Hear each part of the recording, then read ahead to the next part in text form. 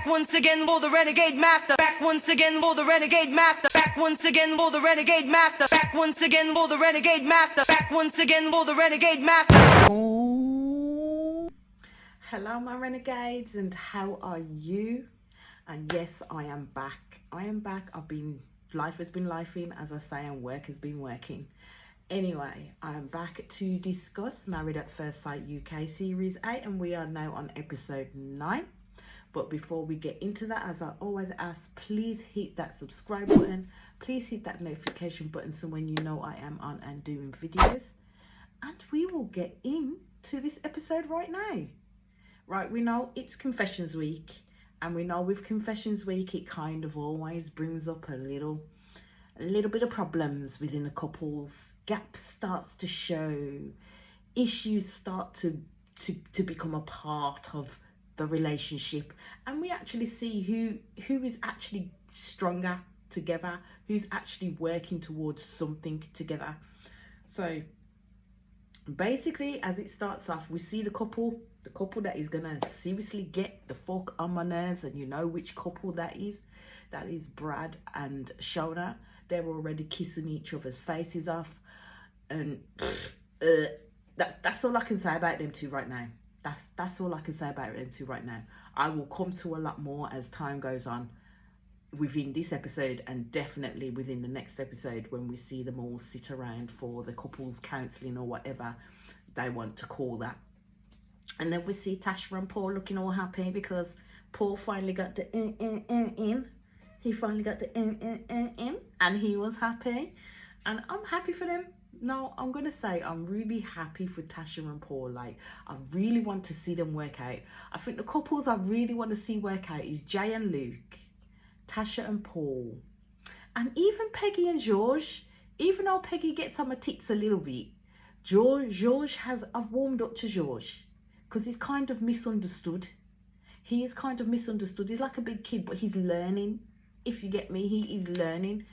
But as again, we'll come more onto him, stuff that, you know, gets spoken about between George and Peggy.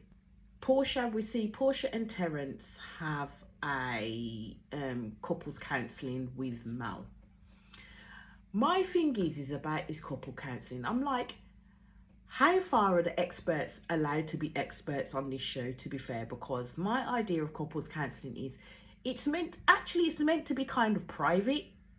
It's meant to be kind of private and done between the couples, and it takes more than, you know, one session and one chat in that sense. That's how I see couples counselling, especially if you're delving into the intricacies of their budding relationship and how things can change in that respect. It started off, firstly, I would say on the back foot, because Portia was like, I need an apology for him calling me childish because I don't take insults well. But yet you're forgetting what built up to that point. Yes, he shouldn't have called you childish. I hear that. You two should have been able to speak and communicate better with each other in that point in time. But they were both stubborn arses at the end of the day, and they were both wanting to get one up over the other, and that's what was happening. Was Portia acting childish when it came to the spoon thing? Yes, she was. I'm going to say that straight and clear. Yes, she was acting kind of childish, to be fair. But I also understood where Portia was coming from in the fact of being called childish, because I wouldn't like to be called childish, to be fair. I would probably see that. I would probably not fully act the way that Portia was, but I'd probably see it as an insult too. So I understood where she was coming from in that. But in the fact that she was already on the back foot saying, well, I want an apology or else I'm gone, basically. And then it moved the focus away from Portia and her behaviours and how she interacted and communicated with Terence throughout that whole time, even when it came down to the dinner, how she communicated with him and behaved with him. So it was both of them, not just one of them, but both of them that acted out, as I would say. So it, as I said, it moved the focus away from Portia and what she did to then, oh, well, Terence, why didn't you apologise? Don't you think you should apologise? That kind of question. So Terence did apologise, and she accepted that apology, and they started to actually the session probably did work for them, because they started to communicate and see where, well, Terence saw where he kind of went wrong in that respect. And Terence is quite open that he will say things, but when someone comes at him in which the shit that he said may be wrong, but when you're coming at a person and basically telling lies on that person, because that's what Portia did, let's not forget that she told lies on him, then it's gonna come on the back foot, because he ain't gonna really want to sit down and have that conversation with you, because the first thing he's gonna do is shut straight down, like completely shut down and say, I'm not having none of this, and basically turn and be quite rude to the person that he's supposed to be in relationship with. The key thing that came out of that conversation is the fact that Terence wanted to see more of Portia, the real her, because he felt that he was second guessing. And Portia was basically saying, well, if you want that, then you need to be patient with me, because what we need to think about is that these marriages and these relationships are condensed, like really condensed into this pressure cooker of an environment. And you're expecting something from a person that, you know, they've just met you, they've not really had a relationship with you. So how are you expecting then that other person to be open and be vulnerable and be safe with you and show you who they are? Because it takes time. In relationships, you've been in relationships, it takes time to get to that point. It could take like a year, 2 years, 3 years to get to that point, to feel absolutely safe with a person, to be able to show them all the parts of you, the good, the bad and the ugly at the end of the day. I mean, this show does not give that aspect to it. So then it moves to like Tasha, Jay and Ella, the girls having a chat. Now, these three girls, I'm gonna have to say, I like these are my favorite girls out of all the girls there, out of all the couples. These three are my favorite girls at the end of the day. So Tasha's telling them about her time with Paul and that they took it to the next level. But the only thing is with that is Ella's seeing how well these two are like really getting into their marriages and how well their spouses are responding to them, but she is not getting that back in the slightest with Nathaniel at all. She can't even get a kiss out of the man, which I found quite odd, because at the wedding he was just on point with her, like they were bonding, they were vibing with each other, and she got a kiss out of him and everything, and hugs and everything. So this is what I don't get, where the change is. So that's why I'm saying I think there's something more going on with Nathaniel than what he's willing to admit. And I'm gonna be honest, he's never put this forward in any way, shape or form. This is just my opinion on watching the show. I am just hoping that it has not got anything to do with the fact that she is trans. That's all I'm hoping for, that it hasn't got anything to do with the fact that she's trans as to why he's now doing this pull away. Yes, I will say with Nathaniel, when she needs him, he's there. He's got her back, but everything else is missing in terms of like the intimacy and things like that. Everything is missing, because it started off so well with them, and now it's just kind of like falling apart. And that's what they keep clashing about and keep arguing about, because I don't really think that he is seeing Ella's point of view, and I don't really think that sometimes Ella is seeing Nathaniel's point of view, and that's where they're clashing. Never the twain shall meet in that sense, because they're not listening to each other in regards to what is happening. They're trying to put their points across, but they don't fully understand where each one is coming from. So within this confession week, each couple has a different task. So it's supposed to open deeper levels of communication, I should say. But I would say this is where the cracks will begin to show. It's either deeper levels of communication, or this is where the cracks will begin to show in their relationships.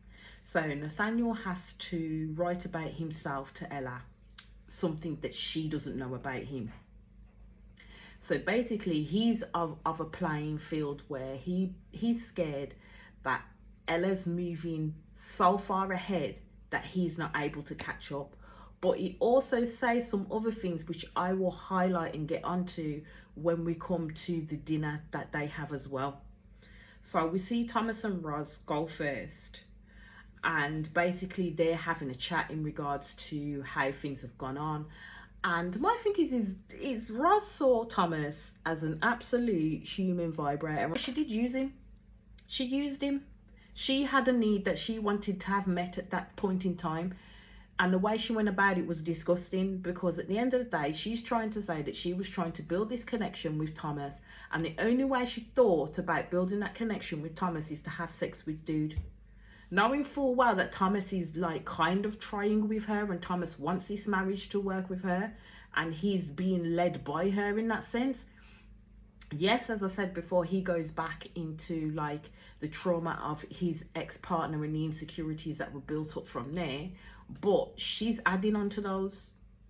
That's how I'm seeing it. She's adding on to those with her behavior and how she interacts with him, because my girl sometimes don't even speak to him, don't even look at him. And the amount of times he was asking questions and she said, I don't know, beyond me. Absolutely beyond me. So Paul goes in and does a couple session with them basically, and wanted them to spend time thinking about things they wanted to say, but also include their feelings about it. So they went off and had their think, and then came back to discuss what they put down. So of course the first question from Thomas's lips was, why did you have sex with me? And Roz looked like a deer caught in the headlights. So I was like, okay, so how is she going to answer this? How is she really going to answer this? And basically she said she thought maybe something would change. She thought if they had the physicality, something would ignite in her. And I'm just like, that, but you used him. She can't escape the fact that she used him. Like, she literally used his dick for her own purposes. Forgot about the body and the mind and everything else attached to it. She used him. So basically Thomas said that made him feel like alone and isolated, which I can agree with, because at the end of the day, it's not a nice feeling when someone uses you for sex, to be fair. It's not a nice feeling at all. Not at all. Especially when you didn't accept that and commit that, in terms of like either being fuck buddies or something like that, where you both had a general consensus, or you both had an agreement that this is what this relationship is going to look like. If you didn't have that in the beginning, then for you to go into a relationship thinking, oh, you know, things are going to happen, things are going to change, and then this person decides at one point, oh, they're just going to have sex with you, then afterwards treat you like a fucking iceberg, like absolute iceberg, is fucking disgusting. And I'm sorry, she should be a little bit ashamed of herself. So when Thomas has revealed that he felt used by her, isolated and alone, that's when, you know, the waterworks started from Roz, and basically saying that she feels sad that she's done that to someone. And I'm like, well, on what planet did you think that that was going to work out for you? Like, seriously?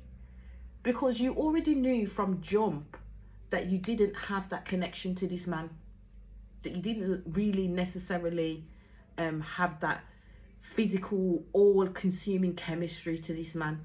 You knew that from jump, and you knew that through the honeymoon, and then you knew that also when you was going into the flats, but then you still decided to have sex with the man. I don't get how that happens. I really don't get how that happens at all.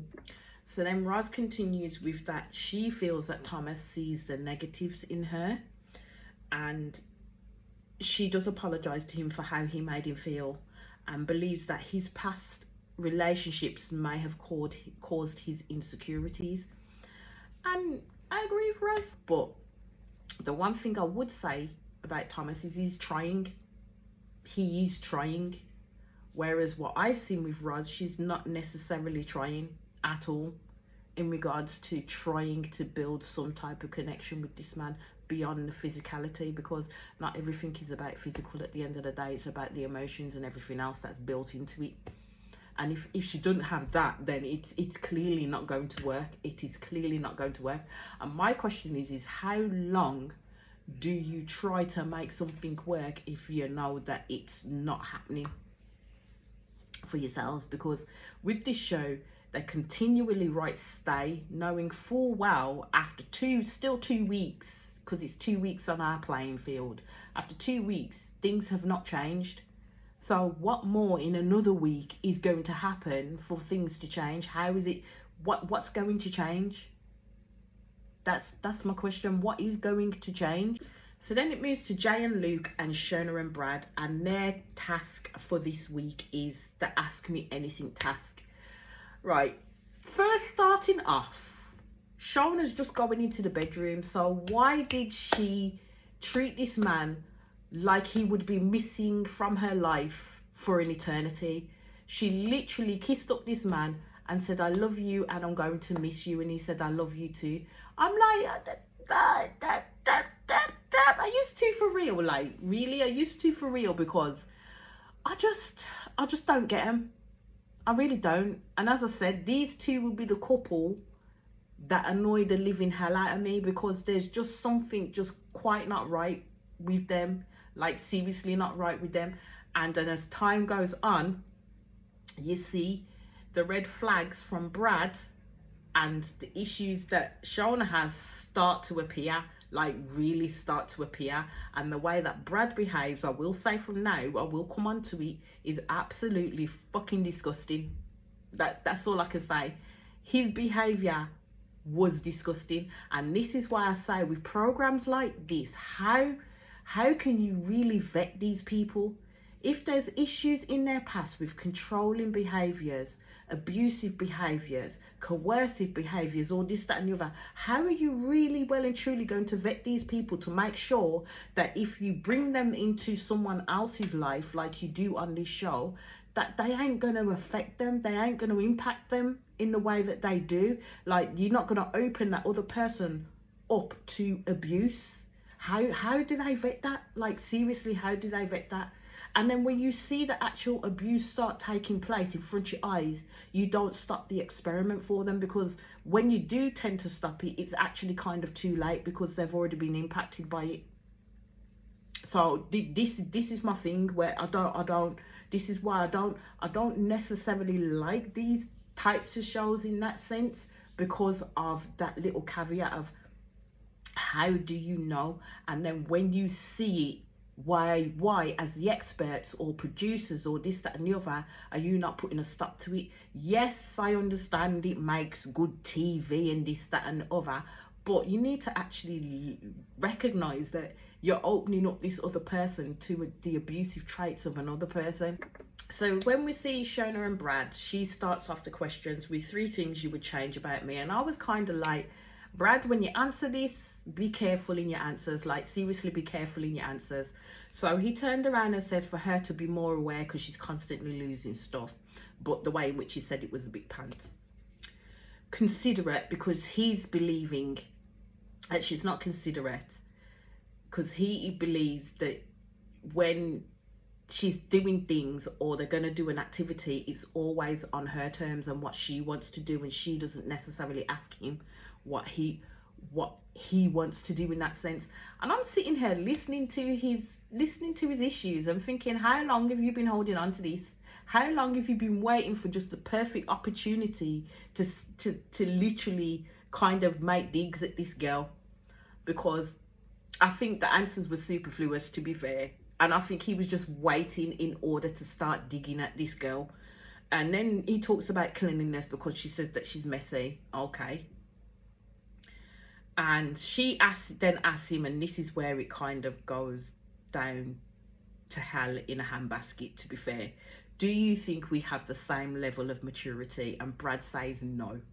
Now, my thing is on that issue is, how can Brad say no when he literally feeds into her behaviours? Like, if he is saying that she doesn't have a level of maturity, you are acting the same way that she does. When she kiss upon you and pick out your boogie out your nose and all this, that and the other, you allowed her to do that. You were quite willing to engage in that. So how you can then turn around and say that she has a level of immaturity and you are the mature one is beyond me. So then Shona, as of course, was slightly disappointed by the answers that Brad gives, because she completely was literally side blinded with what he was saying. So she wasn't fully aware that he had these issues about her.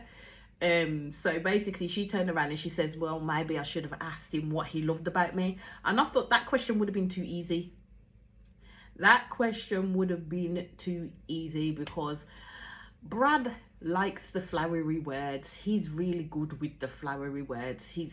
This is the only time that he's shown a different type of side to him at this moment in time. Brad asking Shona some questions.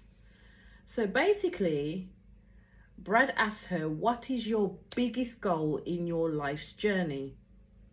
And I thought to myself, Shona, don't just go off the dome with it. Think about it, because this man is testing you with these questions. Like, he's had time to think about what he wants to ask you. And these are answers that he really wants to know, because he's judging you as he's asking these questions, waiting for your answer. Your answers are going to be used to beat you around the damn head with. That's how I'm seeing it. Anyway, so basically she said that she wants to travel, she wants to be spontaneous and free, and she loves the idea of living abroad in a hot country and not having to wear shoes and stuff. I was like, Shona, this man has a son. This man has a son. You have to think long term, especially as you're currently married to this dude. So if you're thinking long term, you being spontaneous and wanting to travel at this point in time ain't going to be conducive to the marriage that you're trying to gain with this man, because he has a son who he ain't gonna leave behind, basically. So that's why I was thinking, is it really a wish, or is it really an ambition with that one? Because she could have went at any time to go and travel and do what she wanted to while she was on her own and has the money to do so, but she chose not to. So that's why I'm thinking, is it an actual ambition, or is it an actual wish that she wants to do?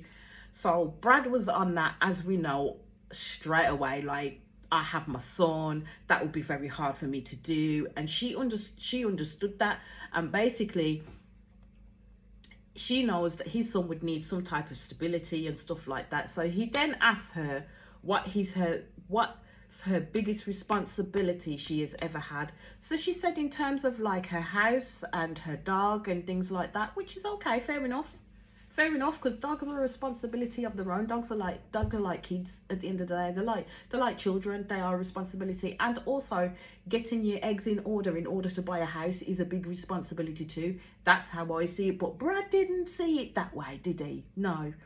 So basically, Brad was trying to say that their responsibility aspects are different. Like, he's responsible because he's had a child and she hasn't had a child. And I thought that is a most bogus reason to try and put a yardstick in trying to say whether someone's responsible or not, because there's people out there that can't have children, there's people out there that don't want to have children, but yet they're still responsible, and there's people out there that do have kids that are fucking irresponsible as fuck.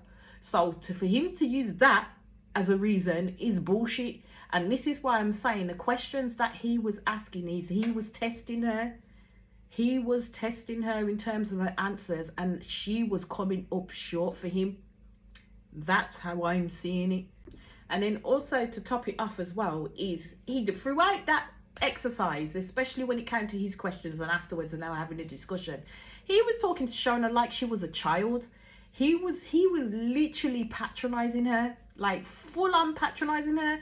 And oh my God, it frustrated the hell out of me, like literally frustrated the hell out of me. And that, for me, that was my red flag number one with Brad. That was my red flag number one with Brad, because she's an adult in her own right.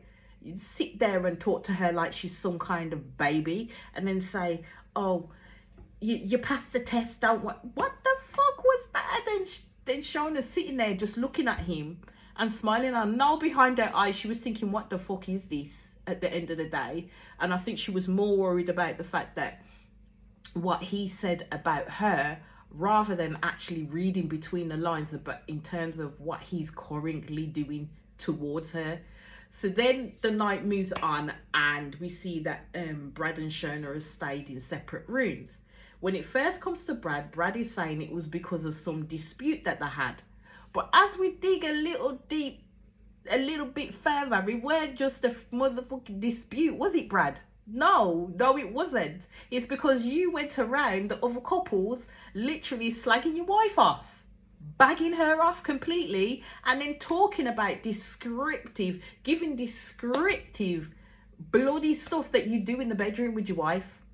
Bearing in mind that you two had an agreement previously to not talk about issues or talk about stuff like that with other couples. Yeah, red flag number 2. That was red flag number 2 for me with Brad. That's all I can say. Red flag number 2. I was just like, yeah, if I was your wife, you would not have come out of that unscathed, my dear. You would know beyond a shadow of a doubt. Don't ever do that to me. Ever in your life do that to me. I can't believe he fixed his mouth to tell people shit like that. Did he not think that people dared talk to Shona? Especially someone like Laura? Because Shona and Laura are quite close. Did he not think that this shit would get back to her? And then he had the audacity to say, oh, well, we had a bit of a dispute.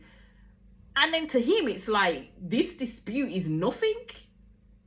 Yeah, as again, red flag number 2 with Brad. Red flag number 2. And then we move to Terence and Portia and Laura and Arthur. And they are given a values task where they have to write their priorities down. I think it's out of 10 on a list, and then turn it around and read each other's and see where they are within that list. With Portia and Terence, it was actually pretty good because it made them actually see why the experts are kind of putting together, because they literally got majority of theirs in the same order in terms of importance. So to be fair, they could be working from the same page. And then we go to Laura and Arthur. I really don't know what to make of them two, to be fair. Yes, they did their things and stuff like that, but I really don't think Laura likes Arthur. Like, in the back of her head, I think she believes that she's trying with him, or that he has looked out going with someone like her because she can teach him what she believes that she can teach him. But I think it's her that's looked out getting Arthur to, at the end of the day, someone who is literally just all about you. Like, literally all about you, and is quite a down-to-earth person, is quite a kind person, is quite a nice person, because at the end of the day, she didn't like him at the beginning.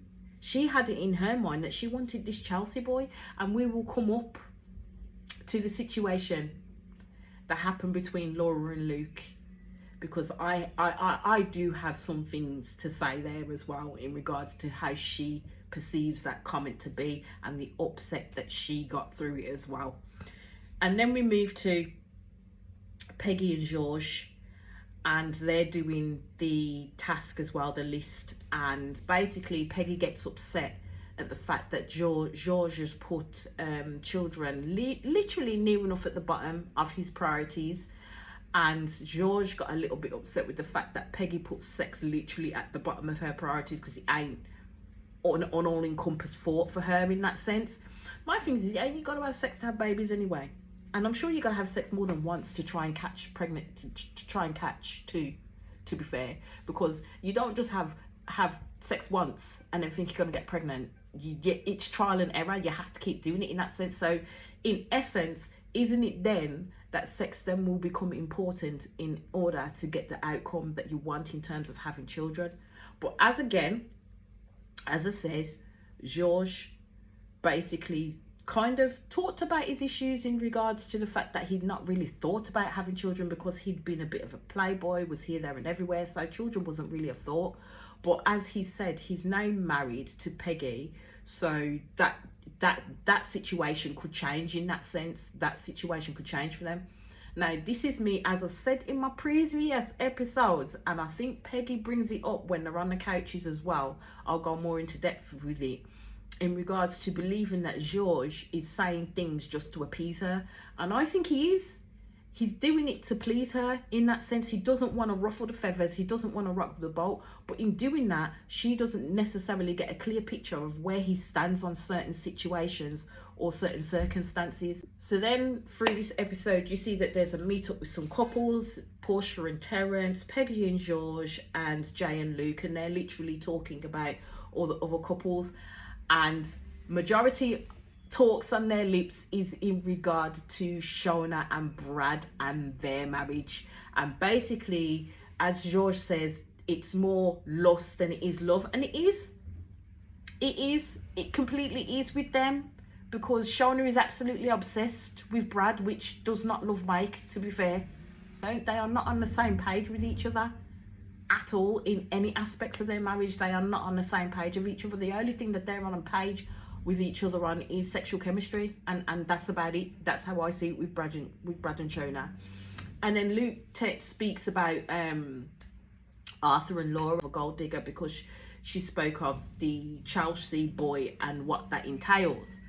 Now, Portia did stand up for Laura basically and said, you don't know her background, you don't know where she's come from, so to make that comment is slightly unfair. I hear what Portia is saying, but then I will also say on the flip side, as I will keep continuing to say, that's the view that Laura put out there. She put that out there in terms of when she was talking about the Chelsea boy, when she was talking about the fact that she's a champagne and whatever type of girl, and what type of lifestyle she wants, and what type of man she wants, and how she sees her second marriage to be and all, she made it look like she was a bit of a snob. The way in which she presents herself, she comes off as a snob, and I said this in my very first episode. The only reason why she's giving Arthur time is because she's married to him. Other than that, she wouldn't have given Arthur any of her time. That's how I'm seeing it. It's the energy that she put out there. She put that out there. So she can't be mad that someone has then taken that perception. Yes, the gold digger connotation ain't great. It's not great in any way, shape or form. But all I'm going to say is Laura put that energy out there. So then we see Ella and Nathaniel go on a date. It's their first date, basically. And Ella is quite happy. And she is waiting on tenterhooks for Nathaniel to read this letter out to her, wondering what she's going to find out. Now, let's put it this way. Nathaniel made a good start on that letter in terms of shouting out the positives of Ella. But then it was turned on the fact that what he needs from Ella. Now, this is news to Ella because Ella didn't know what his needs were because he was not communicating them with her in any way, shape or form.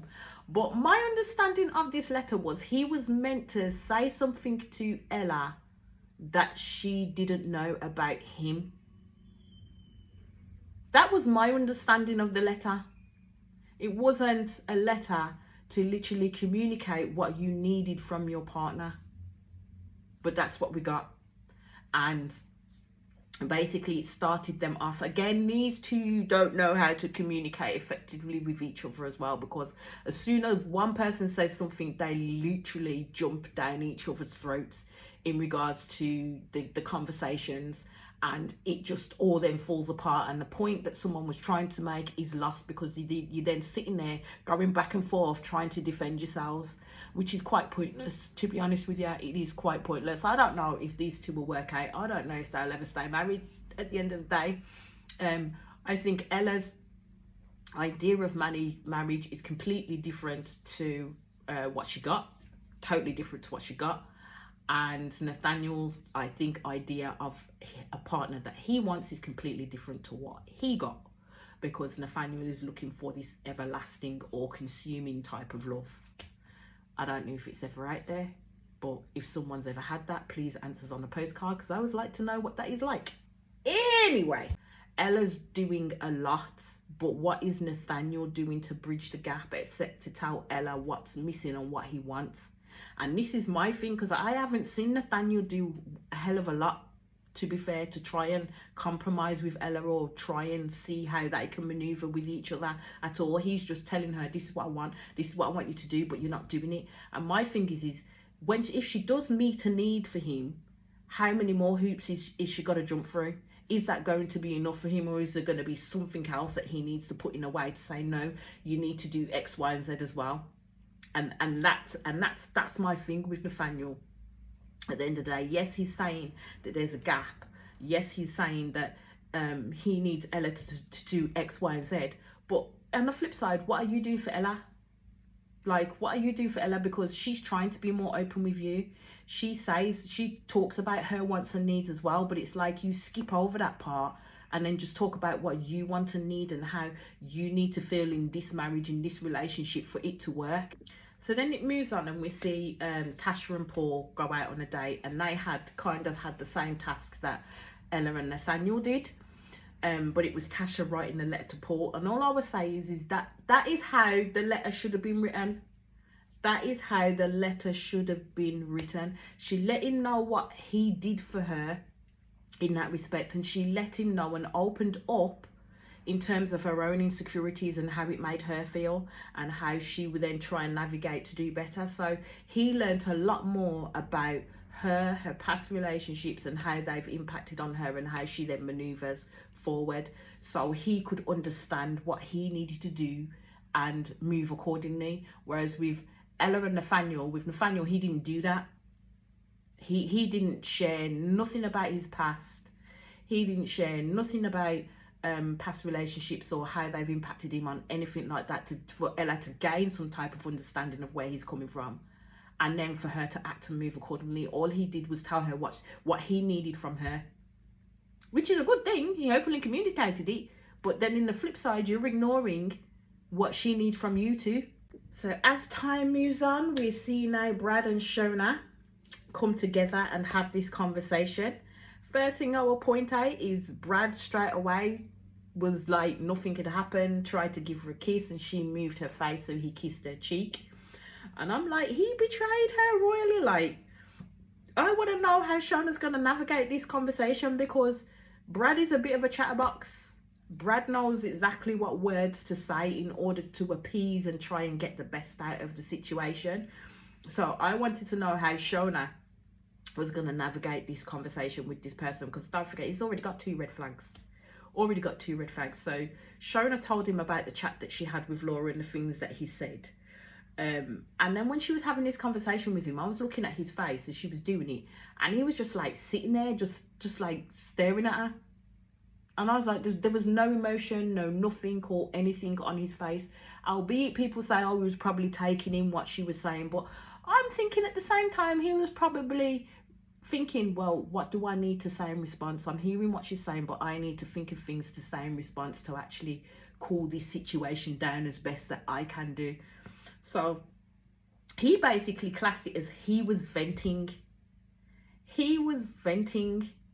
And that it's nice to talk to people about things. And I'm like, but you weren't venting, no, my dudes. You weren't venting, because if that was the case, the person that you probably got on well with within the couples, which I don't think he has any type of friendship with these couples whatsoever. I think he's just an island to himself, but we shall get to that. You would have pulled someone aside knowing full well that you could safely talk to that person about what's going on in your marriage, not fucking telling them about the sex positions and what she does in the bedroom, and that she's naive and that she's immature and that she's You wouldn't do that.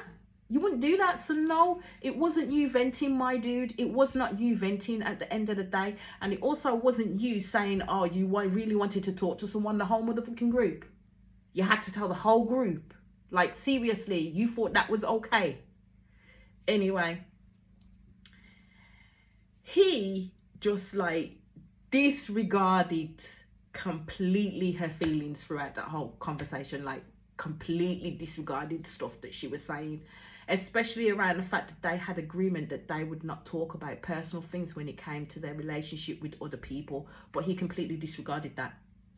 And I'm like, throughout the whole of that conversation, I didn't see Brad take 1 ounce of responsibility. 1 ounce of responsibility for his actions. And they were absolutely, his actions were piss poor. Piss poor. As I already said, you couldn't do that to me. No way. You couldn't do that to me and get away unscathed. You'll be lucky I'm sitting in front of you trying to have a conversation with you, because you couldn't do that shit to me and get away unscathed. Because I'll be coming to your throat. There's no way. There is just no way. And then Brad goes on to say, he can understand where she's coming from, in that she didn't want everyone to know their business, but will take it on board. Didn't know that it was something that she would be uncomfortable with. My guy, did you say that with your whole chest? Like, did Brad say that with his whole chest? He didn't know that it was something that she would be uncomfortable with. So you're putting the blame on her. Of course it would be something that anybody will be uncomfortable with. You're fucking talking to people, absolute strangers, about the intimacies of your fucking marriage. Where do you get off that you didn't think that it would be something uncomfortable? That's a freaking boundary and a half, mate, and you crossed it. You completely crossed it. And as I said, I was looking at Shona through this whole conversation, and it's like, to me, she didn't really put her full point across, because me at that point, I would have got mad. And he was able to talk her around, like absolutely able to talk her around. She's trying to say that communication is getting better between them. Where is the communication getting better between you both? Where? Because if the communication was better, he would have come talk to you before he went and told all and sundry about your business. The communication is not getting better. It's just going to get worse from here on out. That's how I'm seeing it. It's just going to get worse from here on out, because it's the Brad show in that marriage. It's the Brad show. And instead of him walking side by side with Shona, where he should put her by his side or in front of him, he's put her to the back. That's where he's put her. He sees himself as just that one person that should be front and center, and Shona should be meek and mild and be quiet in the back. That's how I'm seeing it. And again, this whole conversation was another red flag. So that's 3 red flags to Brad. 3 red flags to Brad. So basically, he's saying that he feels the bounce back is going to be stronger, and now he can directly speak to her. Dude, you should have done that in the first place. You should have fucking done that in the first place. You should have directly spoke to Shona in the first place. But no, you thought, I'm the man. I'm the man. I can say and do whatever the hell I want in this relationship, and little woman ain't gonna say nothing about it. That's how I'm seeing it. That's how I'm seeing it. Right. As it comes to the end of this episode, we see the little excerpt where they're having a dinner, and the honesty box comes. Now, the honesty box is there to fuck with you. Yes, it opens up honest conversations, but it is there to fuck with you. They have these little questions in hand just to fuck with the dynamic of the group, to see how people would react and then do what they do. And we see a large reaction coming from Brad. Disgustingly large reaction coming from Brad. But as I said, I will speak about that within the next episode, and this is where I'm going to leave it here. But as I always say, please hit that subscribe button, please hit that notification button, so you know I am back on and doing videos, and I'll speak to you all again soon. Peace out.